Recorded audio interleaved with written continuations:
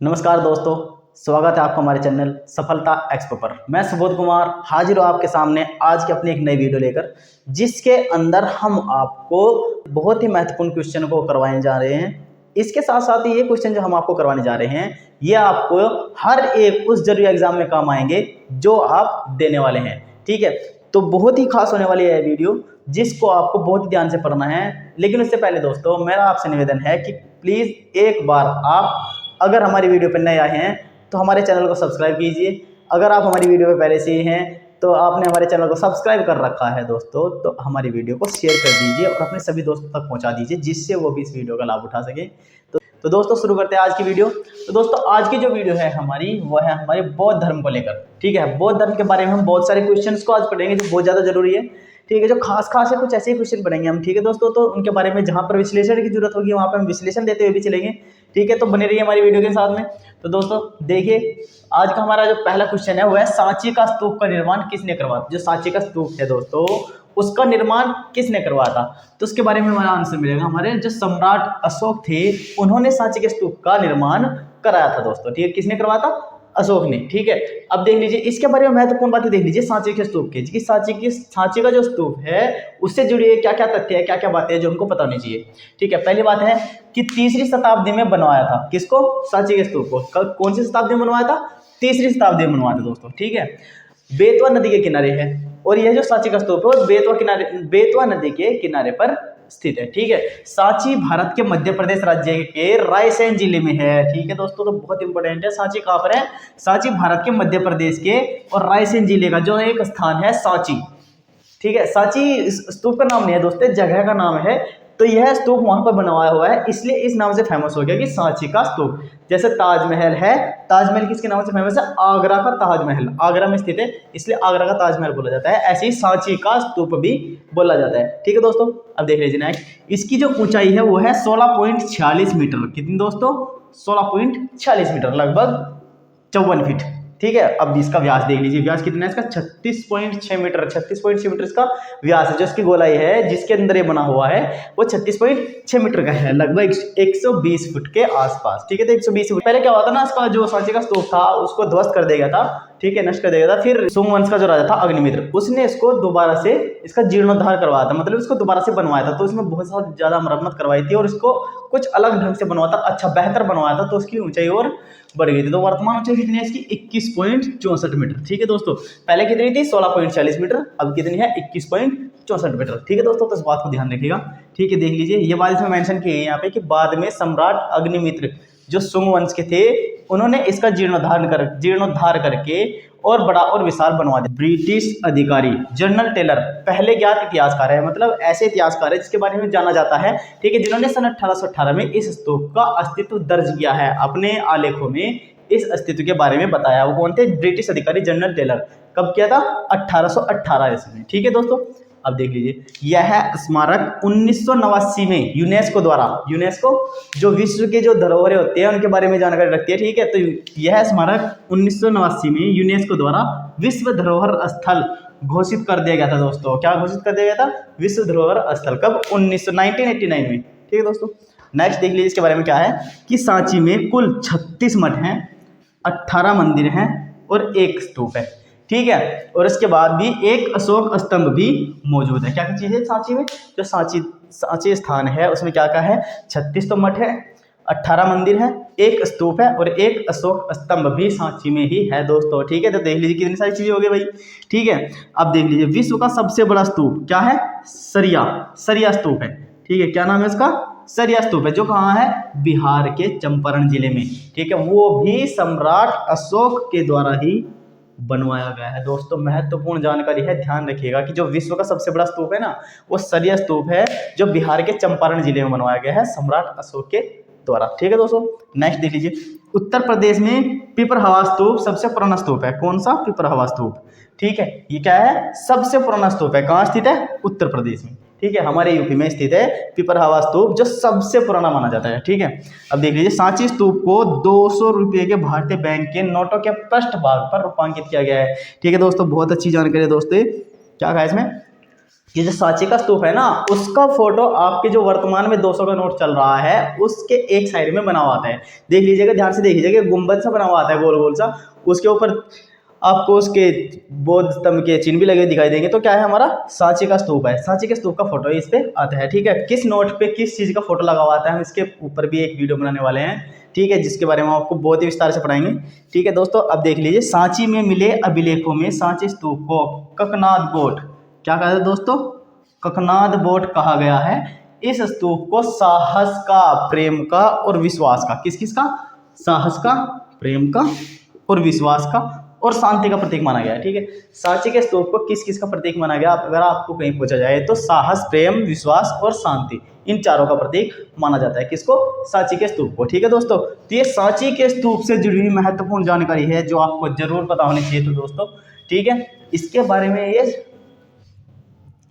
ये सांची के स्तूप से जुड़ी हुई महत्वपूर्ण जानकारी है जिनके बारे में आपको पता होना ही चाहिए, बिल्कुल जरूर। ठीक है, तो दोस्तों बहुत ध्यान से इसको नोट कर लीजिएगा कहीं, जिससे आप एक बार इसको लिख लें तो कभी भी मत भूलें। ठीक है दोस्तों, इसके बाद साथियों बढ़ते हैं अपने अगले क्वेश्चन की तरफ। दूसरा क्वेश्चन है हमारा नंबर 2, अजंता और एलोरा की गुफाएं भारत के किस राज्य में स्थित है दोस्तों। ठीक है, इसमें बताना है कि जो अजंता की गुफाएं है और एलोरा की गुफाएं है वो किस राज्य में है। ठीक है, तो इसका उत्तर हो जाएगा हमारा महाराष्ट्र में। कौन से राज्य में दोस्तों, महाराष्ट्र में। महाराष्ट्र की राजधानी क्या होती है, बताओ सब, सोचो और बताओ। ठीक है दोस्तों, तब तक हम आगे बढ़ाते हैं। ठीक है, तो दोस्तों अब हम देखेंगे इन दोनों गुफाओं से संबंधित मुख्य तथ्य। तो सबसे पहले हम देखेंगे अजंता से संबंधित कि अजंता की गुफाएं कब और कहाँ कैसे पाई गई। ठीक है, तो पहला देख लीजिए इसके बारे में, पहला टॉपिक हमारा कि अजंता की गुफाएं महाराष्ट्र के औरंगाबाद में बाघोर नदी के किनारे स्थित है।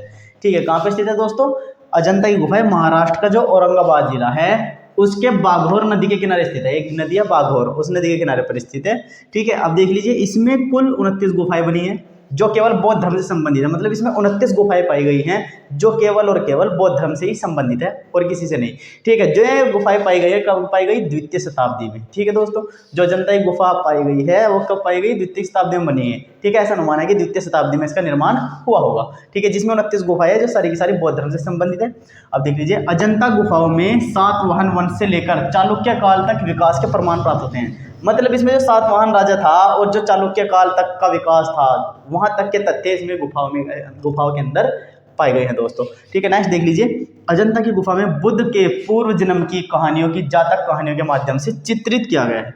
ठीक है, जो अजंता की गुफा है उसमें बुद्ध के जो पूर्व जन्म है, पहले जितने भी जन्म है उनको उनकी कहानियों के को जातक कहानियों के माध्यम से चित्रित किया गया, मतलब वहां पर चित्र बनाए गए दीवारों पर। ठीक है दोस्तों, अब देख लीजिए इसके बाद अजंता चित्रों को मुख्यतः फ्रेस्को तकनीकी विधि से बनाया गया। फ्रेस्को तकनीक किसे कहते हैं दोस्तों, फ्रेस्को तकनीक प्राचीन समय में इस्तेमाल की जाने वाली तकनीक है जिसमें चूना जो होता है उसको गीला करके उसका प्लास्टर चढ़ाया जाता था दीवार पे। ठीक है, फिर उसको गीले प्लास्टर पर ही उस पर चित्र बनाए जाते थे और फिर उनमें जो खास जगह जहां जैसा रंग डालना था उसमें ऐसा ही रंग डाल देते थे, तो बहुत सुंदर चित्रण बन जाता था उससे दोस्तों, वो लंबे समय तक टिका होता था। ठीक है, तो इसलिए इसको नाम दिया गया फ्रेस्को। फ्रेस्को का अर्थ ही होता है दोस्तों ताजा। क्या अर्थ होता है फ्रेस्को का, ताजा। ठीक है, जो फ्रेस्को तकनीक है फ्रेस्को का अर्थ होता है ताजा। ठीक है, इसलिए फ्रेस्को विधि इसका नाम रख दिया गया। ठीक है, क्योंकि ताजे प्लास्टर पर ही वहां पर चित्रकारी की जाती थी, फिर बाद में जहां पर जैसा भी उचित रूप से जो रंग की आवश्यकता होती थी रंग कर दिया जाता था। ठीक है दोस्तों, अब देख लीजिए, अजंता की गुफा की खोज जॉन स्मिथ व विलियम एसिरकन ने की थी। किसने की थी, अजंता की जो गुफा है उसकी खोज किसने की थी, जॉन स्मिथ ने और विलियम एसिरकन ने। ठीक है दोस्तों, इसके बाद साथियों नंबर आता है हमारा एलोरा की गुफाओं का। एलोरा की गुफा के बारे में जानेंगे हम कि एलोरा की गुफाएं कैसी हैं, कितनी है, कहाँ है। ठीक है, तो हमने बताया था आपको कि अजंता और एलोरा दोनों की गुफाएं जो है महाराष्ट्र में स्थित है। अब उसके बाद इसके बारे में कुछ जानेंगे। हमने आपको अजंता के बारे में बताया अभी, अब है एलोरा का नंबर। ठीक है, इसकी क्या विशेषता है कि एलोरा की गुफाएं महाराष्ट्र के औरंगाबाद में स्थित है। ठीक है, कहाँ पे स्थित है, ये भी महाराष्ट्र के औरंगाबाद में ही स्थित है। जहाँ पर अजंता की गुफाएं है वहीं पर ही एलोरा की गुफाएं है। ठीक है, अच्छा एलोरा का मूल नाम क्या था, आपको अगर पूछ रहे कोई तो आपको बताना है कि वैरुल, इसका मूल नाम था वैरुल। ठीक है दोस्तों, अब देखिए, इन्हें राष्ट्रकूट वंश के शासकों द्वारा बनवाया गया है। किनके द्वारा बनवाया गया है अगर आपसे पूछे तो आपको बताना है कि राष्ट्रकूट वंश के शासकों के द्वारा बनवाया गया था। कब बनवाया गया था, 5वीं से 10वीं शताब्दी के बीच में। ठीक है दोस्तों, कब बनवाया गया था, 5वीं से 10वीं शताब्दी के बीच में।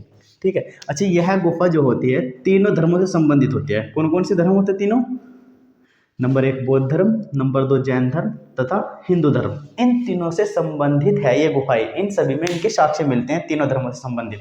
ठीक है, देख लीजिए अब एलोरा गुफा में ब्राह्मण धर्म के विषय के तहत शिव तथा नटराज व विष्णु के अवतार जो गरुड़ पर सवार लक्ष्मी नारायण के चित्र बने हैं। ठीक है, तो जो एलोरा की गुफा है उसमें किसके बने हैं? ब्राह्मण धर्म के विषय के तहत किसका चित्र बने हैं? शिव के, नटराज के और भगवान विष्णु के, तथा विष्णु के अवतार गरुड़ पर सवार लक्ष्मी नारायण के चित्र इन पर बने हुए हैं। कहाँ पर? एलोरा की गुफाओं में। ठीक है दोस्तों, अब देखिए इसके बाद देखिए एलोरा में 34 गुफाएं हैं। कितनी गुफाएं हैं एलोरा में? 34 गुफाएं हैं, ध्यान रखिएगा दोस्तों, जिनमें 12 तो बौद्ध गुफाएं हैं। ठीक है, मतलब बौद्ध धर्म से संबंधित जिनमें चित्रकारी है, और फिर 17 हिंदू धर्म से संबंधित है, हिंदू गुफाएं हैं, और 5 जैन गुफाएं हैं जिनमें जैन धर्म से संबंधित चित्रकारियां हैं। ठीक है दोस्तों, तो ये कितनी हो गई? हमारी 34 गुफाएं हो गई। ठीक है, ध्यान रखना 12 बौद्ध धर्म से संबंधित है, 17 हिंदू धर्म से संबंधित है और 5 जैन धर्म से संबंधित है। अब इसके अलावा देख लीजिए कि एलोरा की गुफाओं की ऊंची बेसाल्ट की खड़ी चट्टानों की दीवारों को काट कर बनाया गया। जो एलोरा की गुफा है ना, उसको कैसे, जो ऊंची खड़ी, बिल्कुल खड़ी बेसाल्ट की जो दीवारें हैं, चट्टानें हैं, उनकी दीवारों को काट कर बनाया गया है। वो देख लीजिए किसे, केवल एक खंड को काट कर ही बनाया गया है। जैसे पूरा का पूरा एक पहाड़ होता है ना, उसको काट कर ही उसका निर्माण किया गया है। ठीक है, शिल्पकारी के द्वारा। ठीक है, एलोरा में कैलाशनाथ मंदिर 276 फीट लंबा है। जो एलोरा की गुफाएं हैं उनमें एक मंदिर है कैलाशनाथ मंदिर।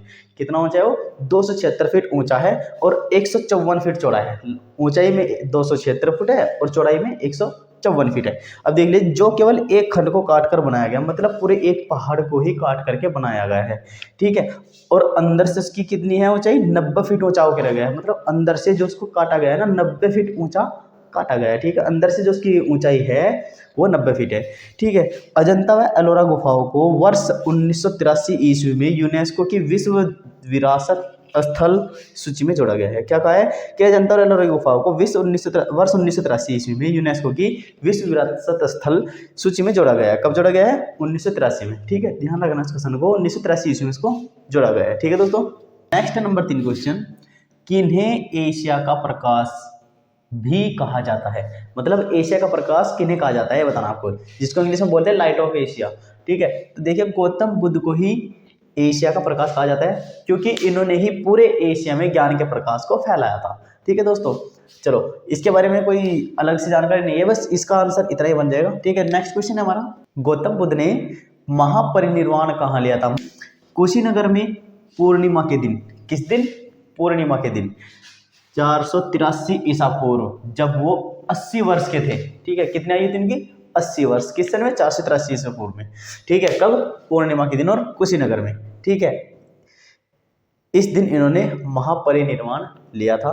अब इसके बारे में देख लीजिए क्या है कि उत्तर प्रदेश के कुशीनगर में स्थित महापरिनिर्वाण मंदिर, इसी नाम से वहां पर एक मंदिर भी बनाया कुशीनगर में, जो उत्तर प्रदेश में है, जिसका नाम रखा गया महापरिनिर्वाण मंदिर। ठीक है, पूरी दुनिया में बौद्ध धर्म के सबसे पवित्र मंदिरों में से एक माना जाता है। जितने भी बौद्ध धर्म के पूरी दुनिया में मंदिर हैं, उनमें से सबसे पवित्र मंदिरों में से एक माना जाता है दोस्तों परिनिर्वाण मंदिर को।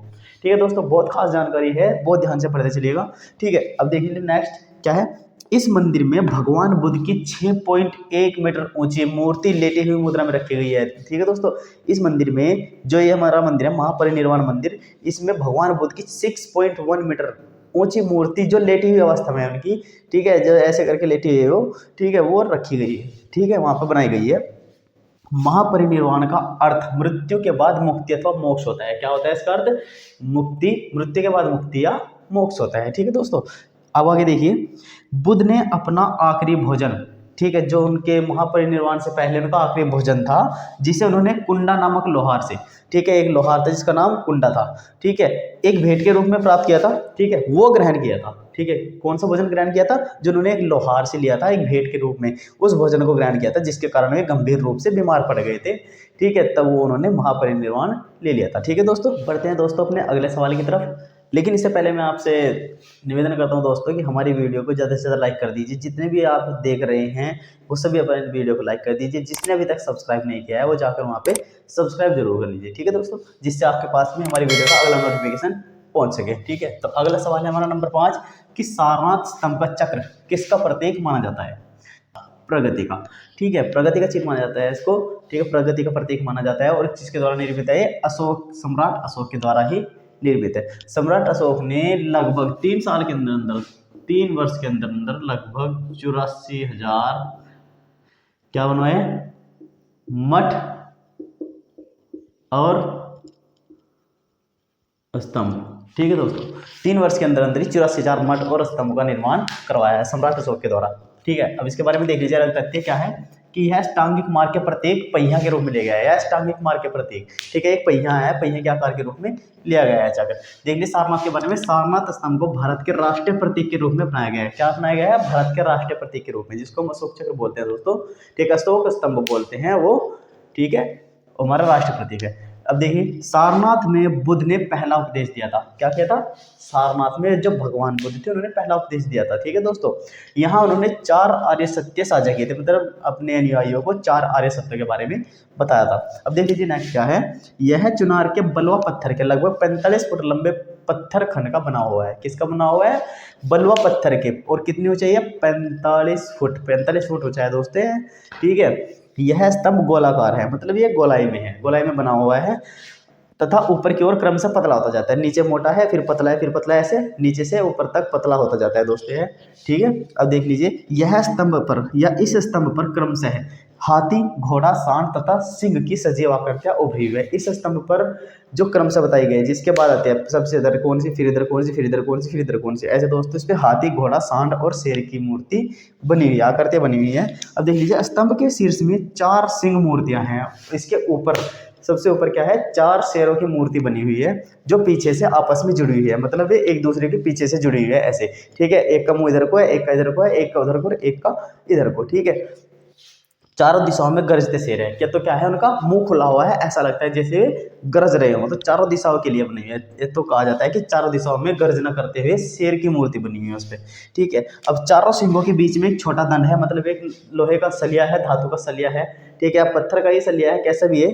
ठीक है, जिस पर 24 तीलियों वाले चक्र को धारण किए हुए। तो क्या है? उस सलिए के ऊपर ही जो 24 तीलियों वाला चक्र है हमारा, वह टिका हुआ है, वह बना हुआ है। ठीक है दोस्तों, तो ये सारी किसके बारे में जानकारी थी? हमारी सारनाथ स्तंभ, जिसको हम अशोक स्तंभ के नाम से भी जानते हैं, क्योंकि अशोक ने निर्माण करवाया उसका, इसलिए उसका नाम अशोक स्तंभ पड़ा हुआ है दोस्तों। सवाल नंबर 6 है हमारा, धमेक स्तूप किस स्थान पर स्थित है?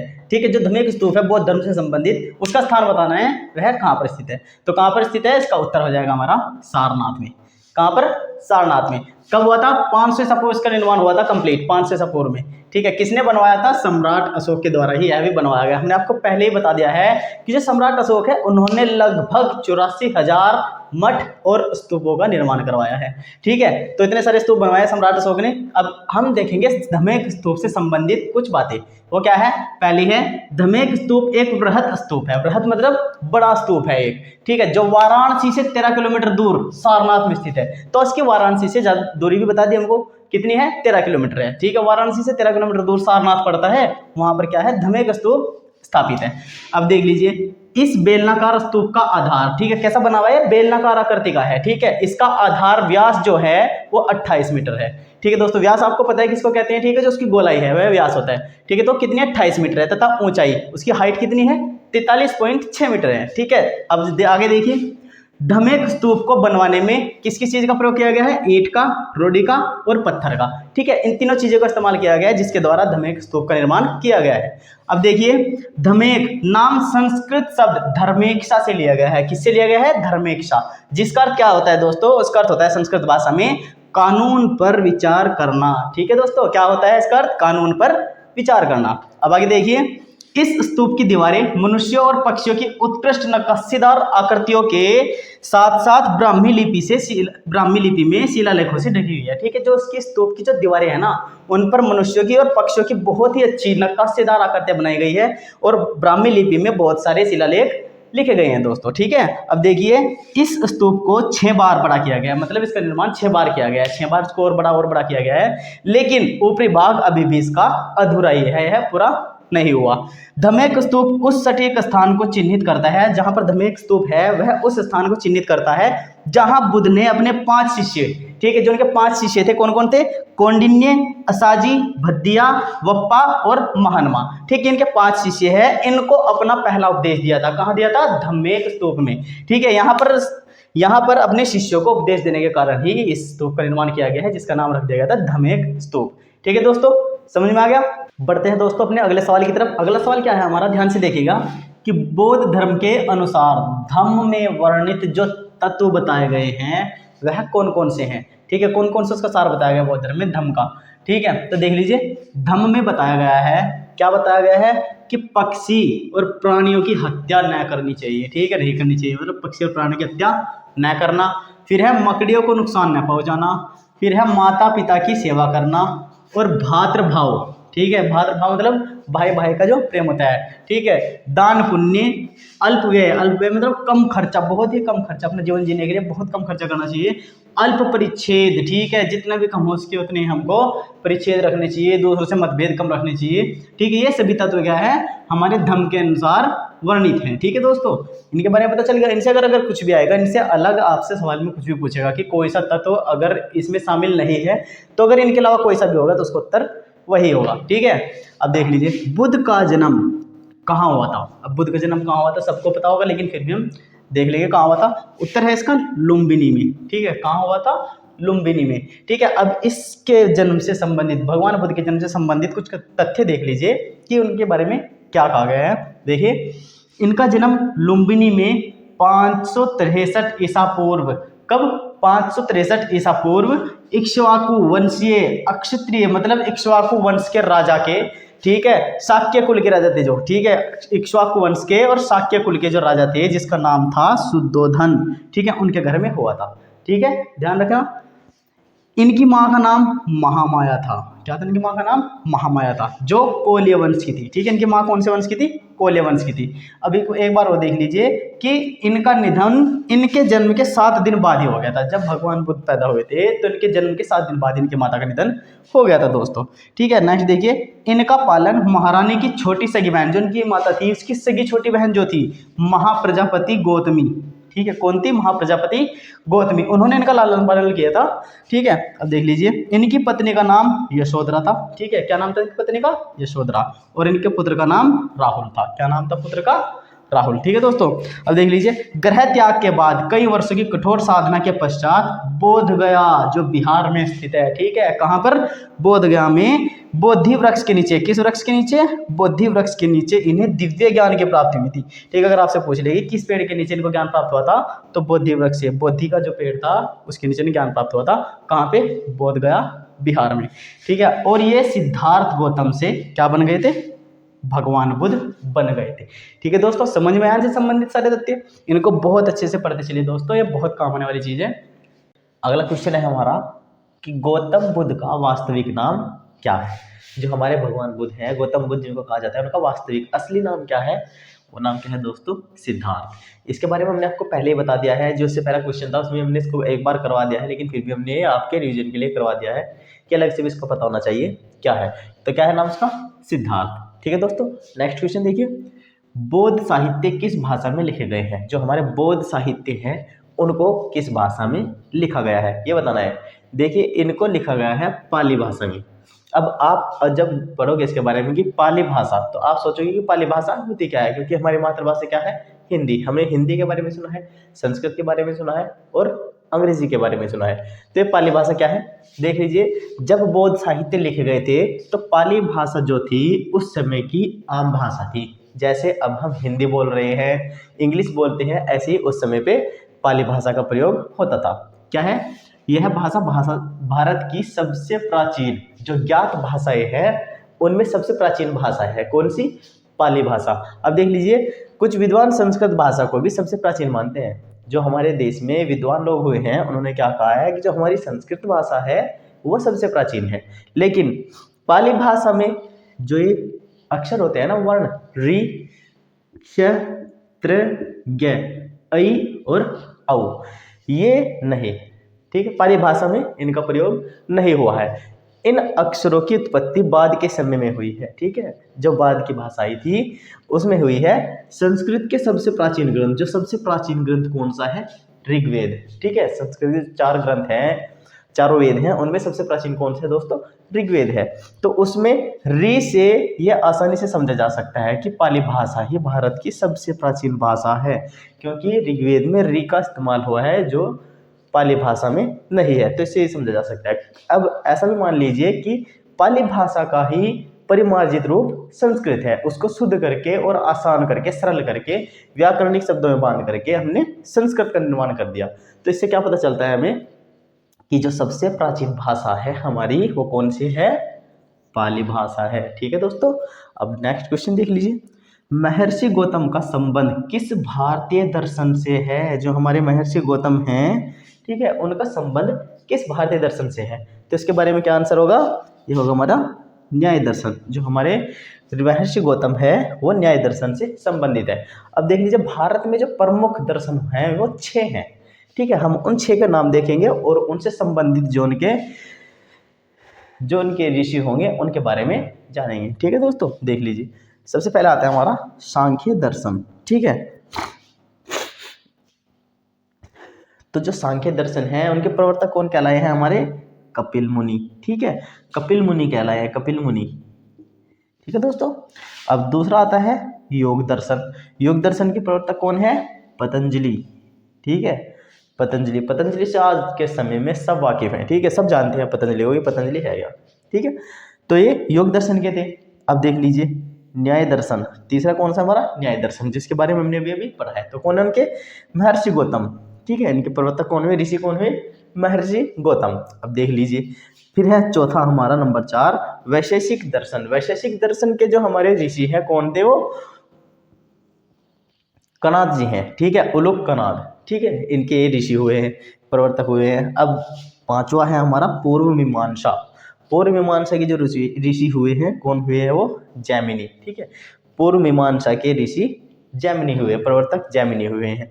ठीक है, अब है हमारा उत्तर मीमांसा नंबर 6 और आखिरी का है उत्तर मीमांसा। उत्तर मीमांसा के ऋषि कौन हुए हैं? बादरायण जी। ठीक है, ऋषि बादरायण जी। ठीक है, तो ये हमारे 6 दर्शन हो गए जो बहुत ही जरूरी है, जिनके बारे में आपको पता होना चाहिए। हमने आपको 6 के 6 करवा दिए, यहाँ पे एक ही पूछा गया था लेकिन फिर भी हमने आपकी जानकारी के लिए ये 6 के 6 करवा दिए हैं। ठीक है दोस्तों, अगला सवाल है हमारा त्रिपिटक। जो त्रिपिटक धर्म ग्रंथ है उसका संबंध किस धर्म से है? मतलब ये बताना है हमें कि जो त्रिपिटक धर्म ग्रंथ है एक, ठीक है, इसका संबंध किस धर्म से, किस धर्म का ग्रंथ है?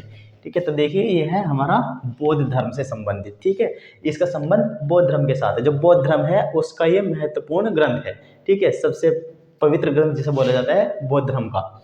ठीक है, नेक्स्ट क्वेश्चन देख लीजिए हमारा, यह है भारतीय कला का वह कौन सा स्कूल है, एक विद्यालय है जो ग्रीको रोमन शैली से और बौद्ध आर्ट के नाम से भी जाना जाता है। ठीक है, जो ग्रीको रोमन शैली से संबंधित है मुझसे बहुत ज़्यादा निकटता रखता है और बौद्ध आर्ट के नाम से भी जाना जाता है। तो ऐसा कौन सा स्कूल दोस्तों?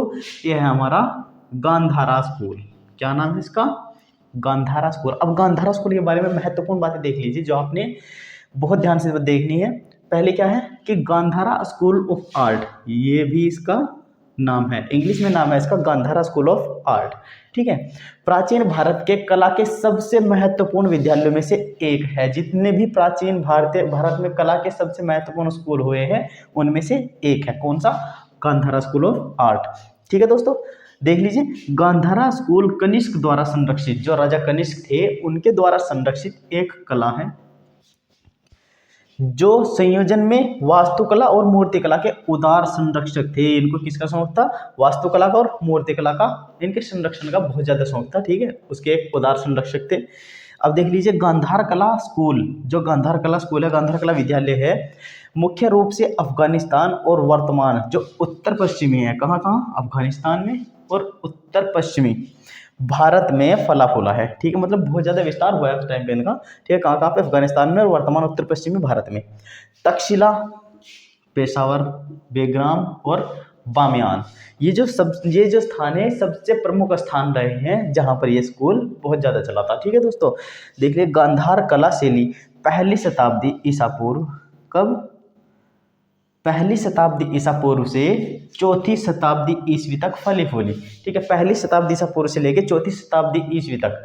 ठीक है, इसका बहुत ज़्यादा प्रसार हुआ, उसके बाद ये बहुत कम फैली। ठीक है, बहुत कम विस्तार हुआ उसका। ठीक है दोस्तों, तो ये होगा हमारा गांधारा स्कूल से संबंधित बहुत ही महत्वपूर्ण बातें। अब नेक्स्ट क्वेश्चन है हमारा, नेक्स्ट क्वेश्चन कौन सा है? 14 नंबर का। ठीक है, देखिए ये रहा 14 नंबर। क्या है? प्रथम बौद्ध परिषद कहाँ आयोजित हुई? जो बौद्ध धर्म की परिषद पहले आयोजित की गई थी वह कहाँ की गई थी? तो देख लीजिए, इसका उत्तर हो जाएगा राजगृह में स्थित। कहाँ पर? राजगृह में स्थित सप्तपर्णी गुफा में। ठीक है, अब हमने गुफा का नाम भी बता दिया कहाँ स्थित हुई थी, सप्तपर्णी गुफा में। ठीक है, इसका आयोजन मगध के राजा, जो मगध के राजा थे, कौन थे? अजातशत्रु। अगर आपसे पूछे मगध के राजा कौन थे इस समय पर? अजातशत्रु के संरक्षण में बौद्ध भिक्षु महाकश्यप। ठीक है, महाकश्यप नाम था उनका, बौद्ध भिक्षु, जिनकी अध्यक्षता में इस परिषद का आयोजन किया गया था। ठीक है दोस्तों, बहुत ही महत्वपूर्ण जानकारी है, इसके बारे में बहुत ध्यान से पढ़ लीजिएगा, इसको याद कर लीजिएगा। बढ़ते हैं अपने अगले सवाल की तरफ। अगला सवाल है हमारा, गांधार कला किन दो कलाओं का संयोजन है? तो किन दो कलाओं का संयोजन हो जाएगा? हिंद और यूनानी। ठीक है, हिंद और यूनानी कलाओं का संयोजन है। नेक्स्ट क्वेश्चन है हमारा, गौतम बुद्ध की तत्काल मृत्यु के बाद, कब? उनकी तत्काल मृत्यु के बाद किस बौद्ध परिषद का आयोजन किया गया? मतलब वो कौन सी बौद्ध परिषद थी जिसका आयोजन भगवान बुद्ध की तत्काल मृत्यु के बाद किया गया था? तो दोस्तों वह थी हमारी पहली बौद्ध परिषद। ठीक है, जिसके बारे में अभी अभी हमने पढ़ा है। पहली बौद्ध परिषद जो कहाँ हुई थी? राजगृह में हुई थी। किस गुफा में हुई थी? सप्तपर्णी गुफा में हुई थी दोस्तों। ठीक है, ध्यान रखा कीजिए।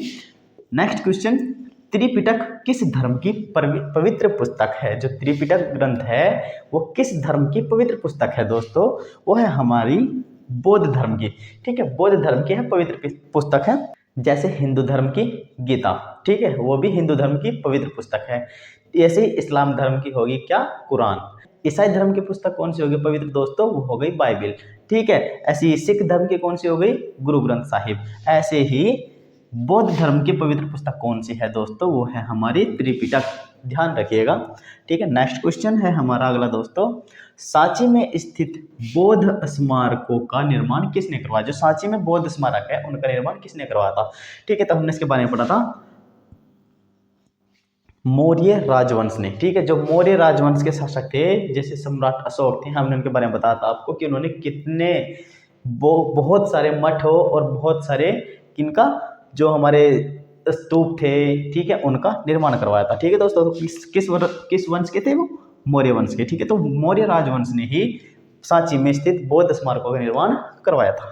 अगला सवाल देख लीजिए, बुद्ध के उपदेश किस भाषा में है? जो भगवान बुद्ध ने उपदेश दिए हैं वो किस भाषा में है? तो हमने अभी भी पढ़ा है कि उस समय पर जो पाली भाषा थी वह आम थी। ठीक है, लोगों की बोलचाल की भाषा थी, आम भाषा थी, तो इसलिए पाली भाषा में उन्होंने उपदेश दिए हैं। ठीक है दोस्तों, अगला सवाल, किस स्मारक से गौतम बुद्ध ने दुनिया के लिए बौद्ध धर्म के अपने दिव्य ज्ञान का प्रचार किया था? मतलब वो कौन सा स्मारक था जहां से भगवान बुद्ध ने अपने दिव्य ज्ञान का प्रचार किया था? ठीक है, तो वो था हमारा महाबोधि मंदिर। ठीक है, महाबोधि मंदिर समूह। ठीक है, मतलब यह मंदिर था वह, यहाँ बाद में मंदिर बना दिया गया था जहाँ से इन्होंने अपने धर्म का प्रचार किया था। ठीक है, अब इसके बारे में देख लीजिए, महाबोधि मंदिर का निर्माण लगभग 260 ईसा पूर्व, जो मौर्य सम्राट थे, हमारे मौर्य वंश हम यहाँ पे पढ़ चुके हैं, मौर्य राजवंश, तो मौर्य सम्राट कौन थे? अशोक। ठीक है, उनके द्वारा करवाया गया था। ठीक है दोस्तों, यह बोध गया में स्थित है। कहाँ पर स्थित है दोस्तों? बोध गया में स्थित है। क्या? महाबोधि मंदिर। ठीक है दोस्तों, अगला सवाल देख लीजिए, महाबोधि मंदिर या महान जागृति मंदिर एक बौद्ध मंदिर है, वह कहाँ स्थित है? ठीक, कहाँ स्थित है? अभी अभी पढ़ा है हमने, बोध गया में स्थित है। बोध गया कहाँ है? बिहार में। ठीक है, तो इसका उत्तर क्या हो जाएगा? बिहार में। ठीक है दोस्तों,